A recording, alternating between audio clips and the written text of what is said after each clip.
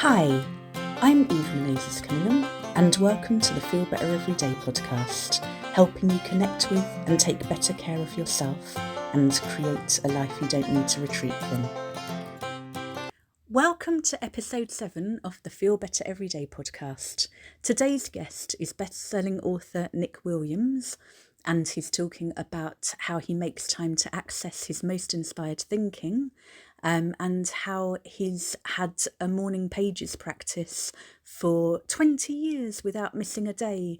So you may not be familiar with the term inspired by Julia Cameron's wonderful book, The Artist's Way, or you might, but you'll find out about this and much more by listening, and I hope you enjoy it and that it inspires you to make more time for play and to access your best thinking, whatever that might mean in your life. So enjoy the episode.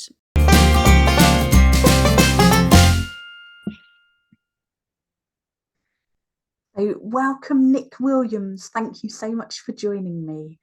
My pleasure. Thanks for the invite. You're so kind. I always think how kind you are. I remember I went to see you with Barbara Winter through an alternatives event when I was still working at a legal publishing company hundreds of years ago. And you and she were so kind to me. I was just starting out as a freelance journalist and as a coach, and you agreed to let me interview you, and your words from that interview helped me so much over the years, and then I got to know you better through the Energetic NLP. Wow. You're known, I guess, best for the work we were born to do, but I'd love to ask, like, how long have you been doing this and what are you working on at the moment?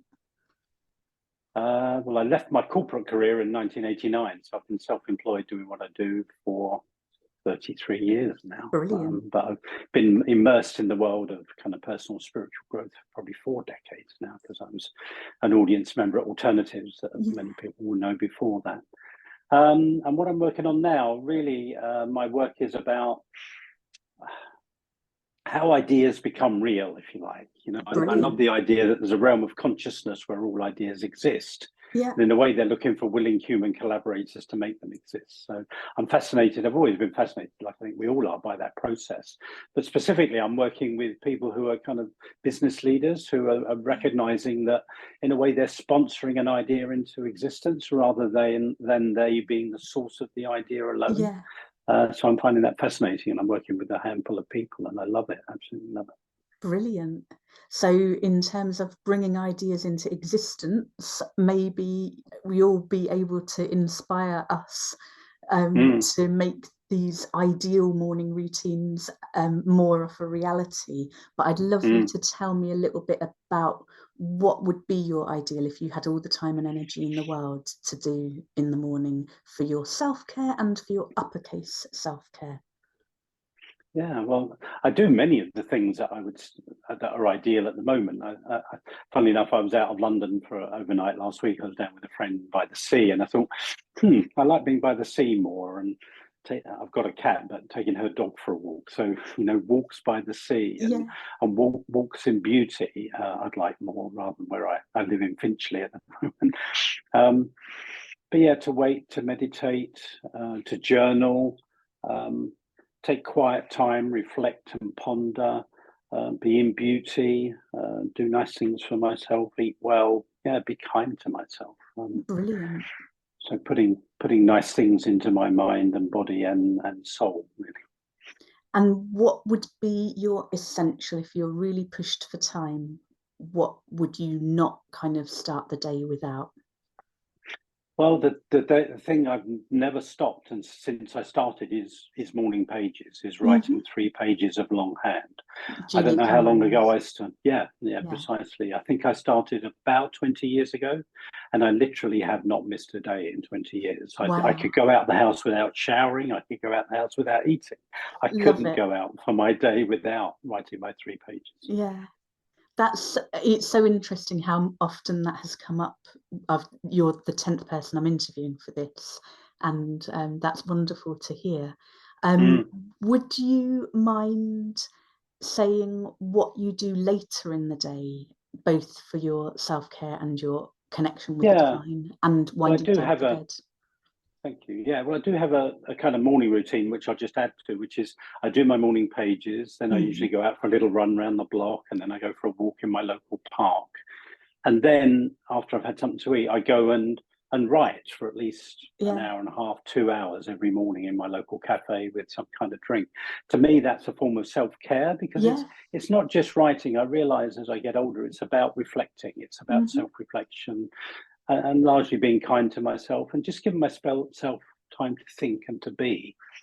And you know, when I reflect on the clients that I work with, they're often so busy they Yeah. don't have that reflection time. So to me, a part of my self-care is time to reflect, is not to be so busy as I was when I was a Absolutely. younger buck, you know. Yeah.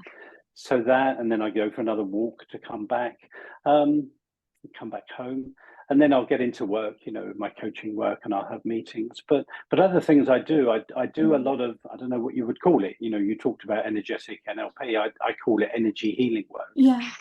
There are very few days that go by without I do some kind of energetic healing, which for me is about letting go of old traumas, old emotional patterns. Sometimes I do that on my own. Sometimes I do it with the help of other people. So for me, my own healing, if you like, is a form of self-care. Absolutely. And for me, the thinking behind that is the more I can release my programming and conditioning, the more my soul, my essence, my whatever word you want to give it, can come to the surface. But when I'm so distracted, as I often am, with my own inner critic, my own wounds, if you like, then it makes it hard to self-care. So I do a lot of that. I play a lot, you know, especially in the summer. Luckily, up 200 yards up the road from where I live, I have a bowls and croquet club. So probably 3-4 times a week, I'm playing lawn bowls, I'm playing croquet, or I'm playing table tennis, or I'm playing petanque. I've got a friend I go and play pool with. So I play a lot. The older I get, I feel like I'm having a second childhood. So, but again, for me, that's a form of self-care. It's a way of really looking after myself. I love to laugh. At the end of last year, I did a course on stand-up comedy, which has been a dream that I made come true. So I watch a lot of comedy. You know, I love watching stand-up comedy on TV, but I also go to stand-up comedy gigs. I like going to the theatre.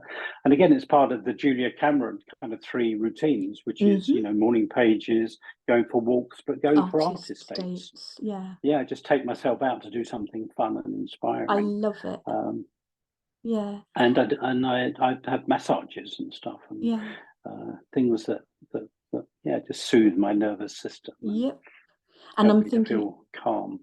What you said about the supporting leaders with their sponsorship of ideas, it sounds like you're creating that daily space to do that for yourself as well, to be open to that inspiration. And well, like Julia Cameron talks about artist dates, I talk about having a date with the muse. You know, and I've just struck, you know, literally about 2 weeks ago, I was having a conversation with one of my clients, and he said, I've realized something. He said 6 years ago, he works in travel. So he said 6 years ago, I took myself to Oman for 4 days, to a luxury hotel. And all I did was access my best thinking, my most inspired thinking about where to take the business next.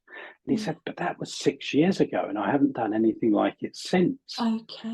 So what he'd said to himself was every Friday now, he's going to take himself off and spend the day doing his best thinking, so that, you know, his team and his business gets his best thinking and his best self. And I just thought it was brilliant that he was doing that. But I realized how blessed I am and how fortunate I am. I have a date with the muse every day. Not every 6 years. But you've created that life over the decades of figuring out what works for you. It's inspirational to hear. So thank you so much. Where can people find you online? So my website is iamnickwilliams.com. You can find me on LinkedIn as well, but that's my website. So yeah, I'm always happy to have a conversation with anybody who'd like to have a conversation about their leadership and how to be a sponsor of inspired ideas in the world. Wonderful. So thank you so much for joining me on the Feel Better Everyday podcast, and really appreciate it. Thanks for the opportunity. Thank you for listening. What will you do differently as a result? How might you make more time for play, more space for your most inspired thinking, maybe time to write in the morning? Let me know in the comments. Please review, rate, share, subscribe. It's a small but hopefully growing podcast, and I'd like as many people as possible to benefit from it. And next week, I'm delighted to share my interview with the fantabulous Martine Henry, and I remember the two of us going. She's a samba dance choreographer, so again working with the base chakra, working with that really grounding dance energy. But we were friends. We worked together at the same publishing company in London before going self-employed for me back in 2004. But the two of us went to hear Nick Williams and Barbara Winter as part of an alternatives event, and I'm really happy to have their episodes linked like this. And I hope that you have a gorgeous week, and that you'll let me know how you're getting on, and that you will do your best to give yourself a break, to honour what you need, and to create a life you don't need to retreat from. Care of yourself.